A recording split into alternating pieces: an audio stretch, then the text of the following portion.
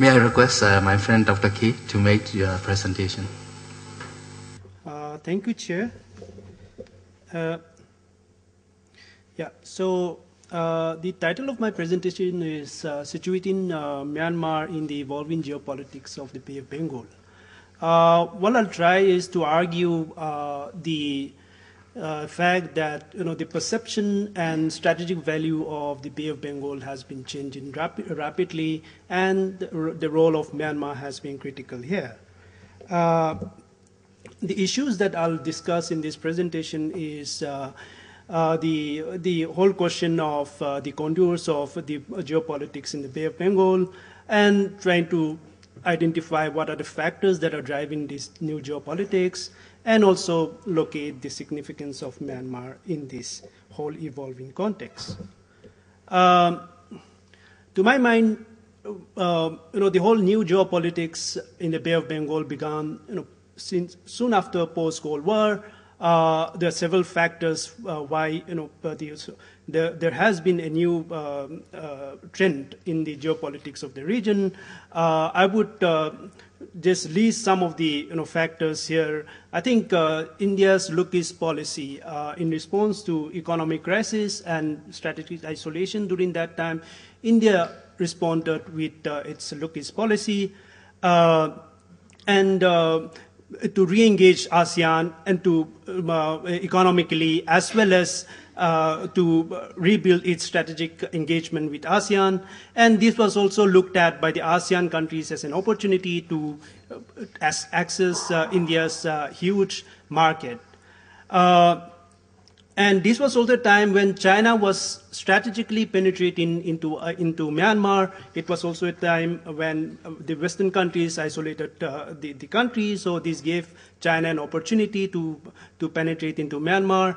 And the increasing Chinese influence in the region had pushed ASEAN to look for a counterbalance to counterbalance the Chinese influence, and thereby they were also interested to get India into the region. And interestingly, when India joined ASEAN and was upgraded as a full dialogue partner in 1996, and Myanmar joined ASEAN also in 1997.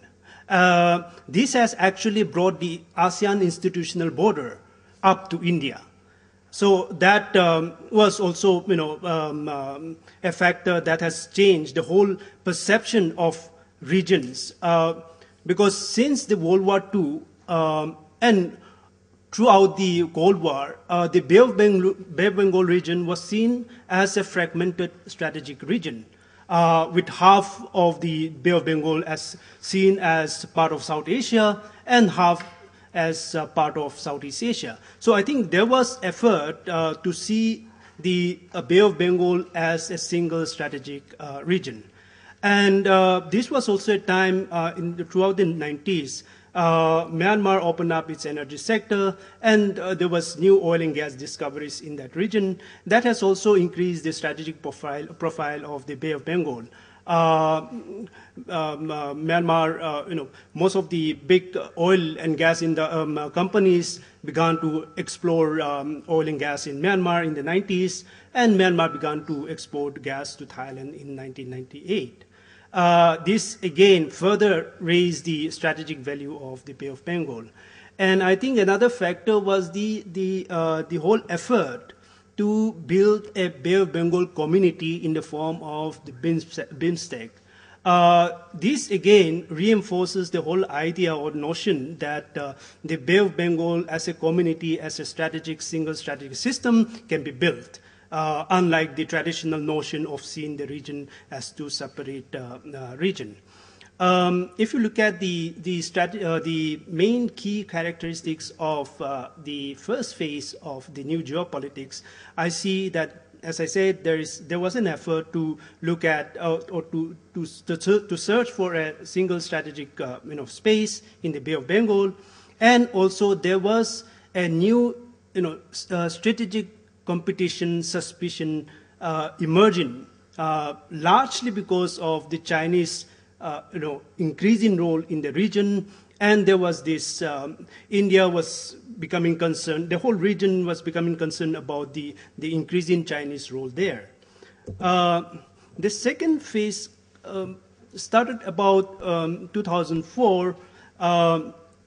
It started with, in 2005, the string of pearl concept was emerged when the American consultancy firm published its, this concept, which describes Chinese maritime strategy in the Indian Ocean, which says that Chinese ambitions is to build pearls around the Bay of Bengal to enhance its maritime strategy in the Indian Ocean, and Myanmar, Bangladesh, Sri Lanka were seen as pearls in this strategy. Then there was also this report about Vanishing Islands, which was first reported in 2006 in the Bay of Bengal. This again also brought the whole discourse of climate change in the Bay of Bengal, and since then we have been seeing reports about the islands disappearing beneath the rising seas in the Bay of Bengal. Then the other factor is certainly the non-traditional security issues, including natural disasters, the 2004 tsunami, 2008 Nargis, then Mala, Giri. There were several devastating cyclones and that we saw in this period. And this has again heightened the whole focus, the significance of the Bay of Bengal from another perspective, from a environmental issue perspective. There were other non-traditional security issues that were emerging during this time, which were piracy, maritime criminal activities, also smuggling. So this has all heightened the whole perception about the Bay of Bengal, and there were efforts, or rather in response to these increasing NTS issues, the region responded by increasing naval cooperation. So most of the naval cooperation in the Bay of Bengal since then, we have seen, were in response to natural disasters, and the focus has always been HADR, whether it's Milan or the Malabar, or bilateral and trilateral exercises that we have in the Bay of Bengal, and also other naval cooperation such as joint patrols and even the military exercises with the Americans and Indians in the Bay of Bengal. Then you also had the U.S. rebalance strategy announced during this period. To be, I think, fair, I think the U.S. role in the Bay of Bengal has been slightly overestimated, I guess, because beyond some naval cooperation with some of the littoral countries, Americans have not really had any great role in the Bay of Bengal region. But with the announcement of the rebalancing strategy, the Bay of Bengal has, the significance of the Bay of Bengal has increased. And with Myanmar's opening, the Americans see this as a potential new partner in their new strategy.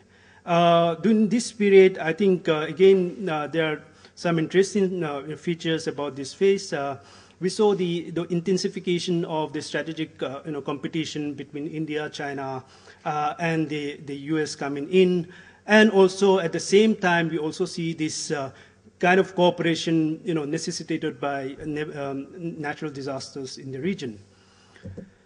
Now, the third phase started sometime in the 2012-2013, and I think it started with the rise of three major strong powers in Asia: Xi Jinping in China, Shinzo Abe in Japan, and Prime Minister Modi in India.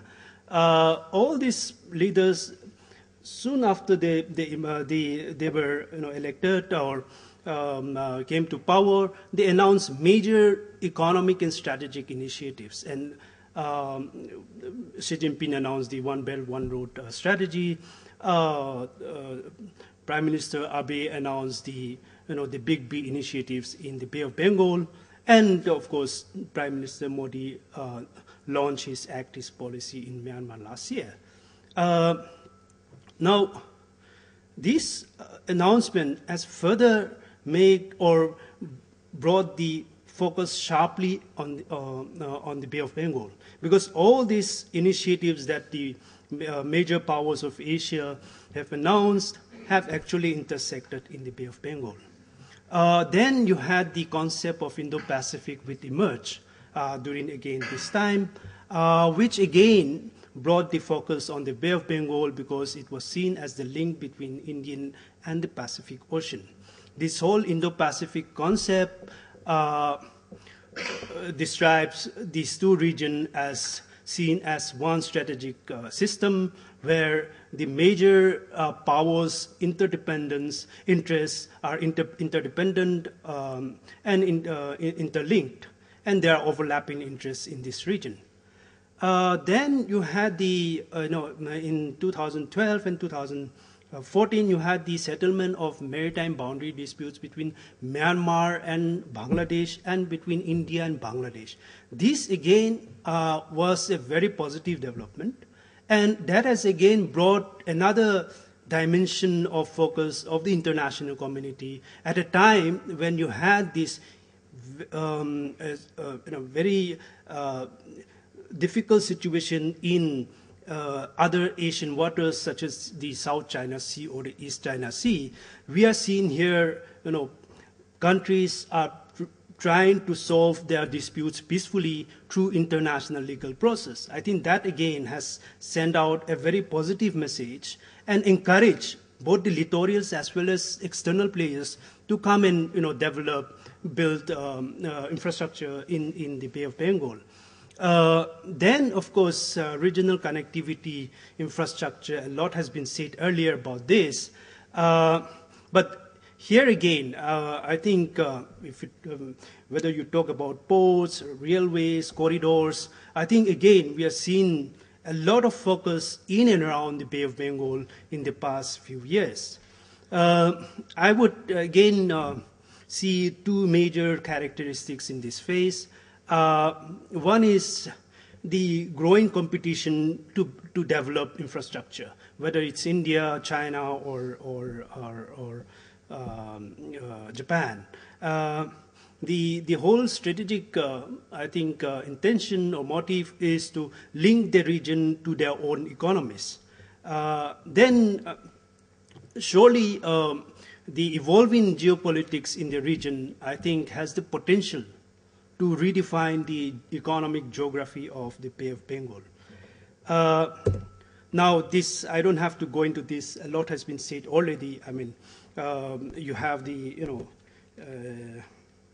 the India has started coastal shipping services with Myanmar and Thailand and Cambodia.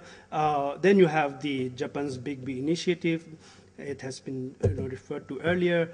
Then the SEZs, the whole corridors, southern corridors. China is pushing the southern corridors. Japan is pushing the east-west corridor. India is pushing the southern economic corridor. There's this Japan, China pipelines. You have the BCM economic corridor that will link China to India through Myanmar and Bangladesh. Then you have the Mekong economic corridor. It has been said already by others. I'll not go into the details now. So what are the major trends that we see from geopolitical trends that we see in the Bay of Bengal today? To my mind, there are two major trends that I see.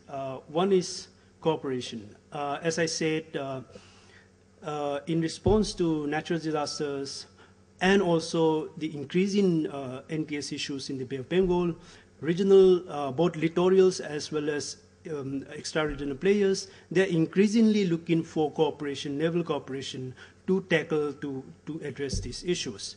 And I feel that this trend is likely to grow in the coming years because NTS issues are likely to increase, and you have always the uncertainty about environmental issues, natural disasters in that region. So we might see this the trend towards cooperation, naval cooperation, gaining more momentum in the coming years. At the same time, I also see increasing strategic competition between India, China, and Japan. And this is going to be driven by economic interests.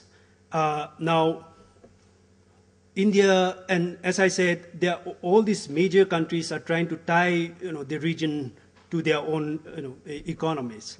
So economics. So this will continue to further, and this is because the prospect of economic prospects of the Bay of Bengal is also likely to increase over the years with the increasing infrastructure developments that are taking place there. The question then is, what is the future of the Bay of Bengal strategic outlook?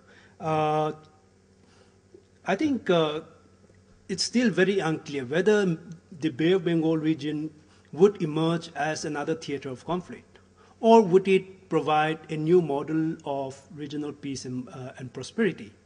While that is still very unclear, I think what is very clear today is that the Bay of Bengal is no longer a strategic backwater. It has come into the larger strategic frame of the international politics.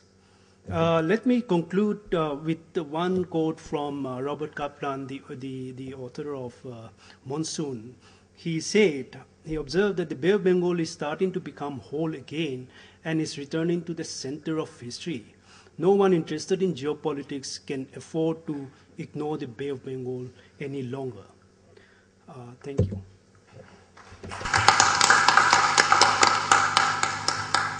Thank you, friend Dr.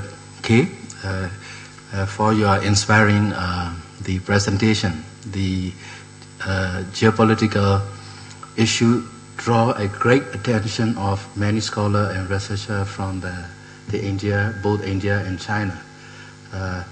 When it comes to talking about geopolitics, we should ask 5 questions that I have a chance to discuss with the European scholar. Are the BRICS countries overtaking the US for world leadership role? What is the future for US power? How to understand China foreign policy in 21st century? What can weak state do in response to overwhelming American power? Is China initiated AIB a challenger to the US-led World Bank and Japan-led Asian development? These are the questions the scholars should study in depth. Thank you.